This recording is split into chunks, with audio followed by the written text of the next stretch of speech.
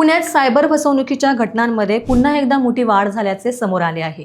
Digital gold, share market गुंतवणूक आणि भरघोस परताव्याचे आमिष दाखवून सायबर चोरट्यांनी शहरातील 3 नागरिकांची तब्बल 88,42,760 रुपयांची फसवणूक केली आहे। सायबर पोलीस ठाण्यात दाखल झालेल्या प्रकरणात एका ज्येष्ठ नागरिकाला डिजिटल गोल्डमध्ये गुंतवणुकीवर मोठा नफा मिळेल असे सांगण्यात आले।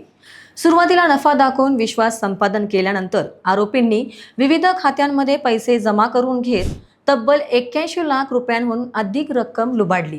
तर स्वारगेट परिसरातील एका व्यक्तीचीही शेअर मार्केट गुंतवणुकीच्या नावाखाली जवळपास 3 लाख रुपयांची फसवणूक झाली। मुंडवा परिसरातही चोला इन्व्हेस्ट प्रोग्रामच्या नावाखाली एका व्यक्तीकडून 4,40,000 रुपये उकळण्यात आले। या तिन्ही प्रकरणामध्ये सायबर, स्वारगेट आणि मुंडवा पोलीस ठाण्यात गुन्हे दाखल करण्यात आले असून पुढील तपास सुरू आहे। नागरिकांनी कोणत्याही अनोळखी गुंतवणूक योजनेवर विश्वास ठेवण्यापूर्वी काळजी घेण्याचे आवाहन पोलिसांनी केले आहे। रोकठोक महाराष्ट्राला सबस्क्राइब करा आणि बेल आयकॉनवर क्लिक करायला विसरू नका।